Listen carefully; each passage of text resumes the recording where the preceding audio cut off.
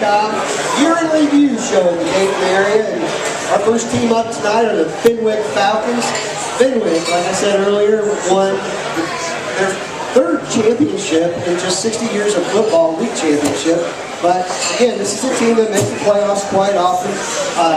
Tonight up on stage, we have Lucas Cunningham, Mike Percy, Ian Gerhardt, Frank Katrine, and Harold Percy, assistant coach of the Falcons. And Harold will talk to you a little bit first. Great year. 15-5 in 2010, 2011 combined. Yet all that hard work, no playoff appearances. This year, you get over the hump. You beat an altar.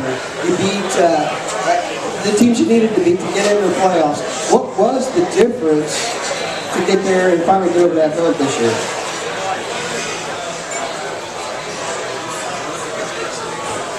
Well, I think number one, just the commitment of the players in the program. I think playing in the GCL, there's a lot of talented teams, a lot of talented athletes, and I think it's more of a mindset that we can play with teams like Cadillac or CJ. Very talented teams year in, year out, and our goal was to really try to make a statement this year. We knew offensively we were going to score some points. Defensively, we wanted to be more of an aggressive team.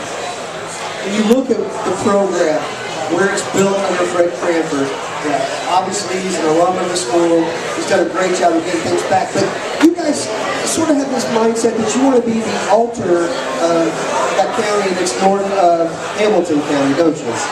Very much so. I think the school, academically prides itself, but from the standpoint of athletically, the number of sports are doing quite well there. So for football, what we're trying to establish is that we want to win the league. We take that very seriously. We think that if we win our league, then we're going to make the playoffs. And so that's our main focus of the year. We're talking about a team that plays Division IV football, Region 16. We look around the room tonight. We've got Clinton Massey here, another Region 16 team, and Chaminade Julian. When you get to me, outside of Division I, Region 4, I think Region 16 may be one of the toughest to get in Southwest Ohio. Talk a little bit about the depth of competition there. It's over the last 5 years, you can look at it, and I believe Region 16 is by far the toughest. A little biased, but I really do think with the teams. Clinton Massey is a powerhouse. No ifs, ands, or buts. A lot of talented athletes out there. There's several others that have been to this. Kettering Alter, CJ. There's a number of them. But without a doubt, I know that Clinton Massey has set a standard that I think other schools right now are trying to say, hey, we want to compete. Sounds good. Well, we're going to turn it over to the defensive side of the football right now. Talk to Lucas Cunningham. And Lucas, you guys were on that team. You fought hard. You had 15 wins in 2 seasons. Finally, you get through the hump and make that breakout year. For you guys heading into 2012, what was it like? I mean, there had to be such an intense burning desire, didn't there? Yeah, it really left a bad taste in our mouth going into the season. We knew what we had to do in the off season. We had to work hard. We knew we had to come into the season just fired up, going hard to ball. When you look at beating Kettering Alter this year for the first time in ages, what was the feeling like that night after that game, that final tick of the clock went off? It was an unbelievable feeling. You can't describe it. Just feeling the confidence, the whole community behind you, everyone's excited. As for your future, any plans to go and play at the next level? Yeah, I plan on going to play college football.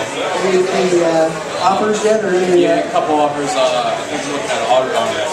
Sounds good. Let's move over to Mr. Mike Percy over here. Mike, you played linebacker on this defensive squad as well. When you talk about this, you're an underclassman. You're coming back next year. You've seen the foundation. As a leader, where do you have to take things next season? Really, the standard, just to shoot higher. I mean, we beat that benchmark of making the playoffs. Now, our goal is again win the league, make the playoffs and then go further in the playoffs. You know, underclassmen, we're not satisfied with just making the playoffs. As you look at yourself moving into next season, where do you think that you need to improve most on? Really, the leadership. I mean, every team has talented players, but what wins championships is the leadership and camaraderie. Sounds good. Let's move to the offensive side of the ball. Right next to me, to my immediate right, Ian Gerhardt, one Utah offensive lineman in for GCL.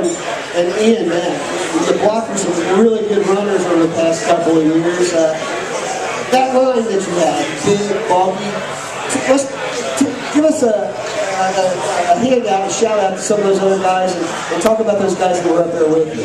Well, the starting line was Joe Stomps, Nate Hall, Ben Hinkle, one of my best friends, my center, playing for them since I was in 4th grade, and me, and then next to us, that's that guy who was a sophomore, so three of them are coming back, so this is good, next year.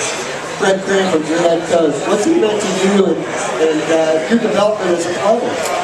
Coach Cranford's one of the best coaches that I've ever had, by far the best. And what he does, he's just so personal with players.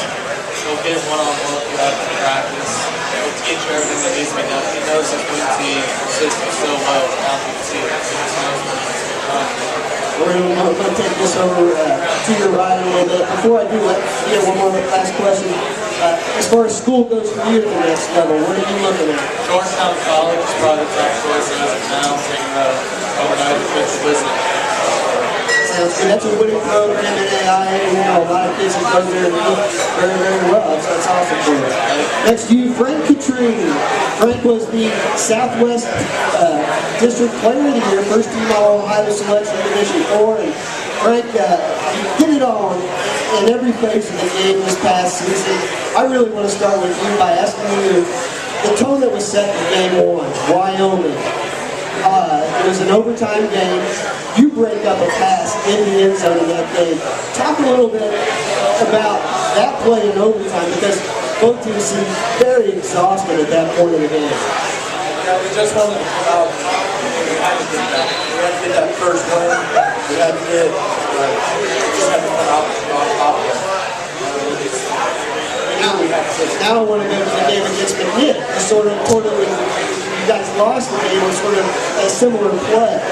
How does that sit in your crawl after having done it once correctly, and then you have to go back and have to go through that again? Wyoming feels good. Didn't feel good, and we know that was awful case. We didn't like the ball. Had the ball bounce the other way.